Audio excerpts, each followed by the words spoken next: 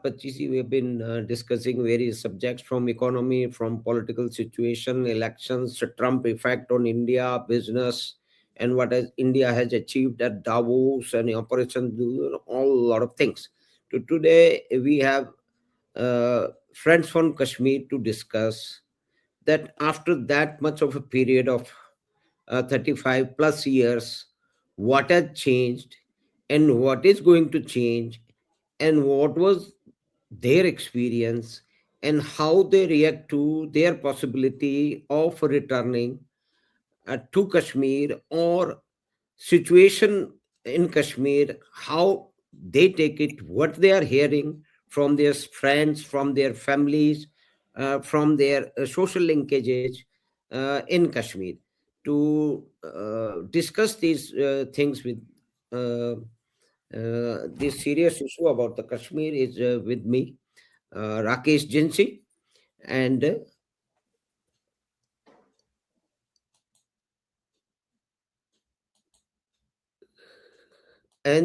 Jawahar Kaul.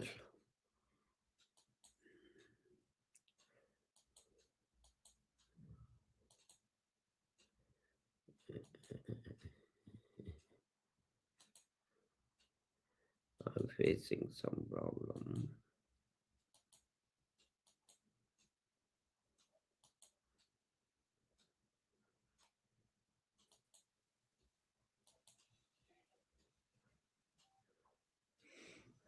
Yeah, So now he's we have there. with us Yeah, Jawahar can see Kaul, you now. Rakesh Jinsi.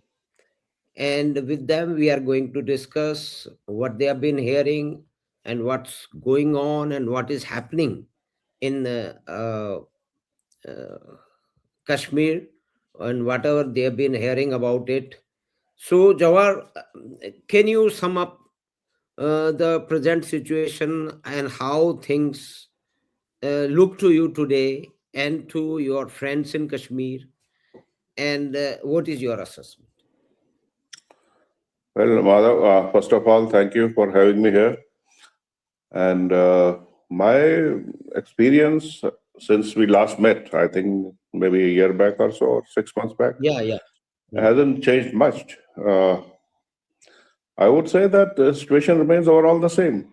Nothing has changed. Mhm. Even if you talk, let's say, after Pahalgam, massacre and Operation Mhm. Sindoor, Mhm. nothing much has changed on the ground. It stays the same. What is being projected through various media or the government sources, to some extent, it's okay. It's a kind of political statements being made here and there, and then you have some local leaders also talking about it. But on the ground, as far as Kashmiri Hindus are concerned, nothing much has changed. Practically nothing has changed. That's my outlook as of now. Okay, thank you, Jawahar, for your initial comments. And Rakesh, Jinsi, how do you assess the situation? And as Jawahar has reacted with his assessment of the situation, what you have been hearing, and how do you think things going ahead from now in Kashmir, or issues related to Kashmir? Uh, of course, I think we met last before Pahalgam took place. Yeah.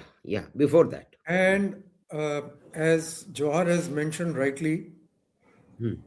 after Pahalgam, the Mhm. situation by and large is Mhm. similar, if not same. Mhm. However, we need to look at things at different levels. One is the security and administration aspect. Mhm. Uh, if we talk about that, surely post 370, there Mhm. is a lot of improvement in terms of Mhm. security and administration. Mhm. Uh, after April, after Pahalgam incident, I think even after that, there is a considerable improvement in the security. Of course, the administration remains what it was even earlier. Mhm. So, as far as that is as far as the security and administration is concerned. Mhm. As far as the minority community is concerned, which is Kashmiri Hindus, Pandits, I think uh, you spoke about this aspect which has been talked about very frequently about when and how will Kashmiri Pandits go back to the valley. Mhm. As I have mentioned privately also, Mhm. I think neither it is practical nor it is feasible. And the Mhm. reasons why I base my view on that is Mhm. because all those who had migrated out of Kashmir, which Mhm. was in January 90 and thereafter, they have spent last 3.5 decades in establishing themselves in True. different parts of India and the world, some within India, some outside India. Mhm. In the last, I would say, 5 to 10 years, is when they have started being a little more comfortable than they were. Yeah. Now, to expect any or all of them to come back and restart the whole process all over again in Kashmir, Mhm. it is not practical nor is it feasible. Mhm. I would say also it is not fair to expect anybody to uproot and Yeah. start all over again. So that is one. Second is, even if someone was to do for any personal reason,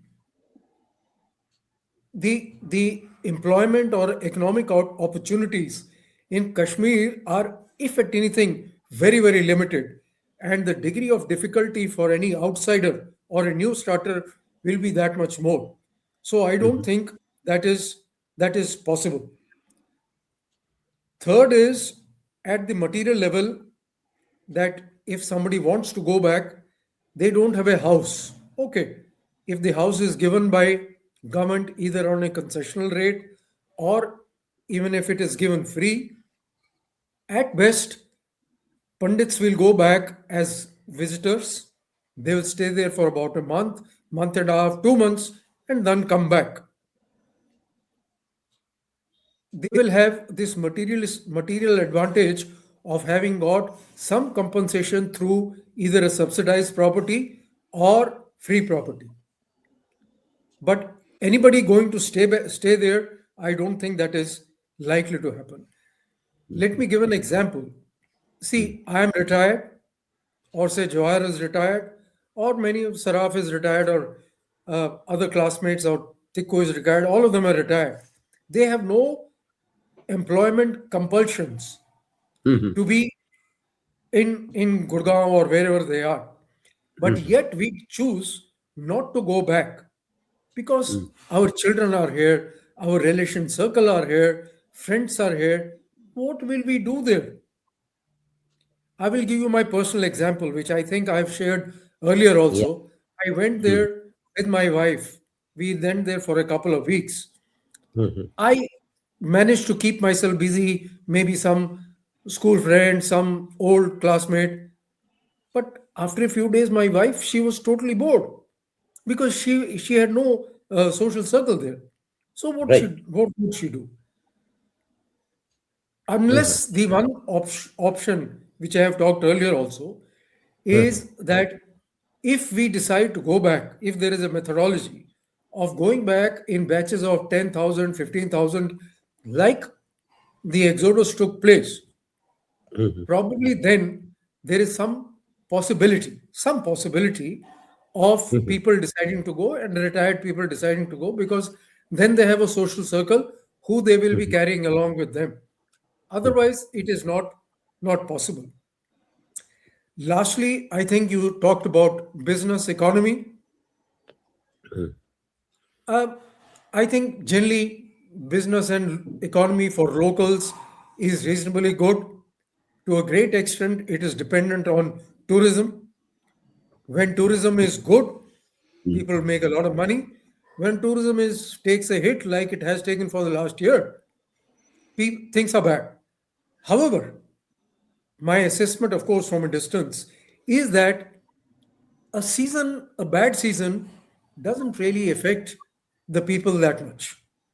The concern, the economic distress, which I saw in the last year or so, it is not something which people are really bothered about. I think they can manage to survive one bad season. So I think, and which leads me to think that economically, think people are doing reasonably well. They don't get upset by any momentary incident or so. So I think that is how it will be. That's how the situation, my view is. Right. I think So, I'll add. Sorry, yes, I'll add yes, please. to something what Rakesh has said. I have two things to say at the moment. Number Right. one is, you see, it has been now what 35, 36 years, 35 and plus years. we should not forget. What is being pushed under the carpet is the way we moved out. What Yeah, exactly yeah. happened? What happened that night? What happened for next 2 nights and days? And it's not easy to forget it, at least for our generation Sure. or the generation which was before us. Anyway, most of them are gone now, but it's not easy to forget and to relive that kind of situation. You would certainly not like to go, and even if we go in 10,000 or 5,000, what is the kind of guarantee or security?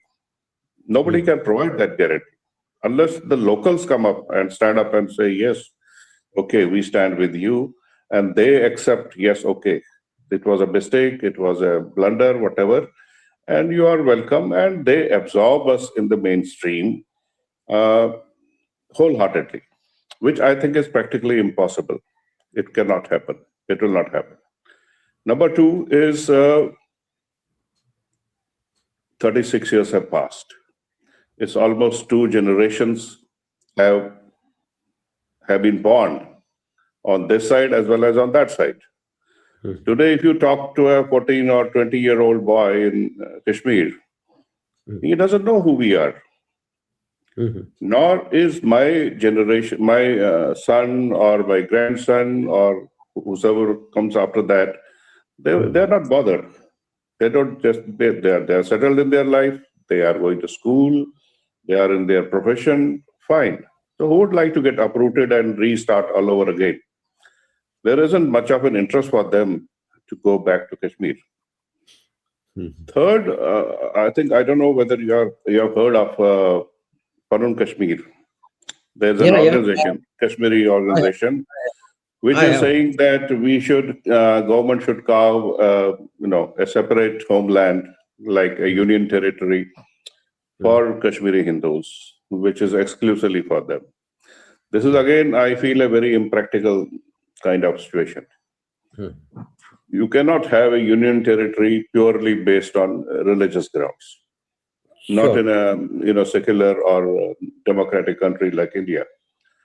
And in any case, even if that happens, for example, as a special case or something like that, then you are still in contact with the locals. You cannot do anything without them. If you are surrounded, suppose, for example, you have, let's say 1,000 acres or 2,000 acres of land given to you, or 10,000 acres given to you. Okay, you settle down and build your houses. You're all surrounded by them. Every work, whether you have to get, आपने सब्जी खरीदनी है, आपने कुछ और खरीदना है, you'll always be linked to them. So where is the legitimacy of this kind of a situation? I don't see that happening anyway. So question is basically the same, that nothing is going to happen. We should bury this kind of situation, this thought that, okay, we will someday go back. It's okay for our generation because we have links, we have roots out there, and we remember our childhood and, our college days or school days, our friends. Good, it's nostalgic, fine. But then what? After that, what? So you don't have that kind of, we should bury this thought that, okay, we are going back. We are not. The only thing is, yes, there should be some kind of, action from the government to show that there was a genocide, there was an exodus. It should be acknowledged. And the people, those who created that situation, they are brought to justice. This is something which can, go a long way in healing our wounds or, kind of satisfaction. Yes, ultimately justice was delivered. I don't see even that happening. Certainly, Jawahar, you have pointed out a very, very important element that the situation which was created for so many people in lakhs to move in thousands within few days was a making of not 1 or 2 days, but it was in making for years altogether. And if we go back to the historical level, then it was from the days of Sikandar Butt Sikand, that was 1300. So it is a question of 800 or 700 plus year, the situation was developing. And after 1947 or maybe after 1940s, the things deteriorated due to various pressures from across the borders and the religious fundamentalism being nurtured on this side of the border as well. That situation was so bad, and the most thing which we living outside of that area were, and generally most of the people were not available aware what was happening. The whole media, whatever you can call, the media that time in 1980s or 70s or 1990s was so totally different from what we have today. There are so many things. People can't hide anything happening in any part of the world or India or any state or a city. But there, the people who deliberately suppressed this development happening so atrocious.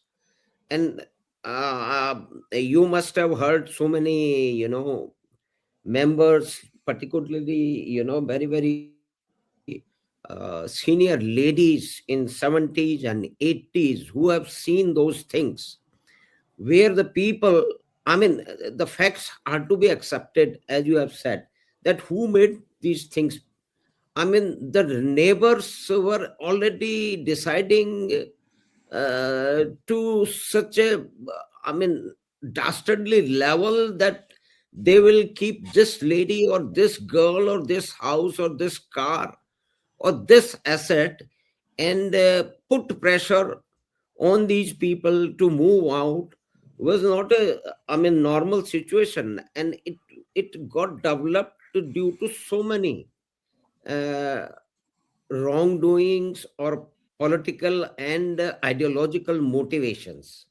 So, if you, both of you are comfortable in being frank about your assessment, if we think about the politicians, maybe we may not name them. Basically, who were the class or the group of people, whether they were politician or in cahoots with the politician, all the administrative structure, security apparatus in Kashmir and maybe elsewhere as well. So who were responsible for letting things to go to this dangerous level where lakhs of people have to leave their home of their ancestors within few weeks? See, Rakesh, may I have? okay, go ahead. Yeah. uh, Okay. No, Jawahar, go ahead, go ahead. Well, okay. I would say that you go back to 80s, mid 80s, 85, 86. The writing was already on the wall. There were, incidents happening. If you remember, or I don't know whether you are aware, there was a mass, what do you say, desecration of temples across Kashmir. In Yes. villages, in small towns, and there was, I think, hundreds of temples. It's on record. I'm not, kind of exaggerating anything. It's on record, and it came in the newspapers that way. Because we didn't have media like we have right now. You relied on, information coming in from Kashmir, or you had something in the newspaper. So that's where the things first started. That should have taken. This should have been taken notice of by, I believe, the local administration, the intelligence agencies, the central government. I fear that nothing was made out of this. You had the Home Minister, what was his name? The Kashmir Home Minister, Mufti Said. Yeah. So everything was pushed under the carpet. Yeah, it's okay. And there are rumors that his party was involved in this. They were very much probably involved in this, because there was the news coming in from Kashmir that these guys were involved in desecrating and demolishing temples and idols and everything. So that's where it started. Then slowly, if you go to 88, 89, I happened to be in Kashmir that time for some personal reason. And, you would hear it was winter time, November, December. And you would hear these bomb blasts going on here and there. And, there was no casualty as such, or nobody was murdered, or nobody was kind of killed till that time. But there were bomb blasts happening, in a bus stand, in an empty bus or somewhere. So we thought, okay, even if we were there, even then we thought, oh, it's normal. It's nothing great about it. Probably this will be curbed, and police and, security agencies will take care of it. Nothing happened. Then in 90s, to be precise, in January, 19th January, we talk of that. It all happened so fast, so suddenly. You cannot mobilize lakhs of people just like that. True. And now tell me, if you have 10 lakh people on the streets, all, slogan shouting and, cursing, we are infidels, or we are this, we are that, we are Indian dogs and whatever. And just imagine, in the winter, in the thickest of winter, you have tens and thousands of people surrounding your house and on your streets. Just imagine what can happen. Anything could have happened. And it happened. In many cases, hundreds of cases, it happened. Whatever you have seen, heard, or you have seen in the Kashmir files, that was an eye-opener for many people. It is true. Everything, every bit of it is true, because the people who came, my parents were there in Jammu that time, and my uncle was in Srinagar, my aunts were in Srinagar. The way they came out, without clothes, not even a suitcase with them,